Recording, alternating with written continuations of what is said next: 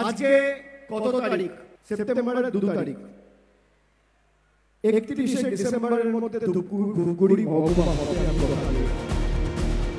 প্রতিশ্রুতির ডেডলাইন পার। 2023-এর 31শে ডিসেম্বর পেরিয়ে এখন 2024-এর জানুয়ারি, তবে ধূপগুড়ি মহকুমা হলো না।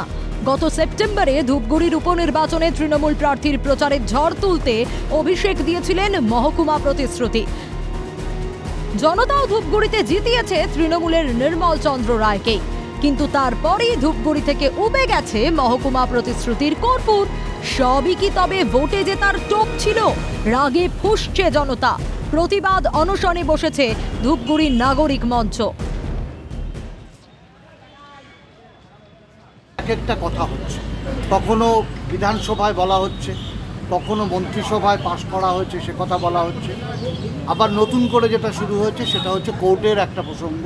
আমরা যারা ধূপগুড়ির মানুষ ভোটের আগে প্রতিশ্রুতিটা শুনেছিলাম, তার রূপায়ণটা হচ্ছে না, সেই জন্যই বসা। আমরা যদি এটাও ধরি, যিনি বিধায়ক হলেন, যে বিষয়টার উপরে দাঁড়িয়ে তিনি বিধায়ক হলেন, সেই কাজটা যখন হচ্ছে না, মানুষকে জানান না তিনি। যে দীর্ঘদিনের মানুষ, এই ধূপগুড়ির মানুষের একটা যে দাবি ছিল ধূপগুড়িকে মহকুমা করা হোক, সেই দাবি কিন্তু পূরণ হয়নি, এবং যার ফল আজকে ধূপগুড়ি নাগরিক মঞ্চের এই অনশন কর্মসূচি। তারা কিন্তু রীতিমতো মঞ্চ তৈরি করে নিয়ে বসে পড়েছে। গত সেপ্টেম্বরে ধূপগুড়ির উপনির্বাচনের আগে পুরনো প্রতিশ্রুতির চাল ভাতে বাড়িয়েছিল শাসক দল। গত বিধানসভা ভোটের আগেও খোদ মুখ্যমন্ত্রীর কাছ থেকে মহকুমায় উন্নীত করার বাক্যে শুনেছিল ধূপগুড়ি।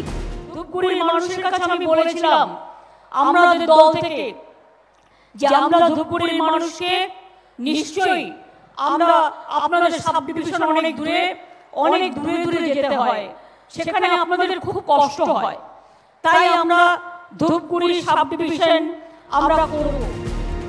তবে অভিষেকের প্রতিশ্রুতির প্রেক্ষিতে এবার উদ্যোগী হয়েছিল মমতা বন্দ্যোপাধ্যায়ের মন্ত্রিসভা, কিন্তু তবু আইনি জটে আটকে ধূপগুড়ি মহকুমার স্বপ্ন। এখনো পর্যন্ত নেই কোনো সরকারি বিজ্ঞপ্তি। তৃণমূল এখনো মিথ্যাচার করে বলছে যে আইনি প্রক্রিয়ার কারণে মহকুমা আটকে রয়েছে, কিন্তু অদ্ভুতভাবে যদি আইনি প্রক্রিয়ার মাধ্যমে মহকুমা আটকে থাকে, তাহলে তো সেখানে তো একটা এসডিও প্রমোট করতেই পারতো ধূপগুড়িতে। উপনির্বাচনে জেতার পাশাপাশি তাদের আরেকটা লক্ষ্য, সেটা হচ্ছে আগামী লোকসভা নির্বাচন।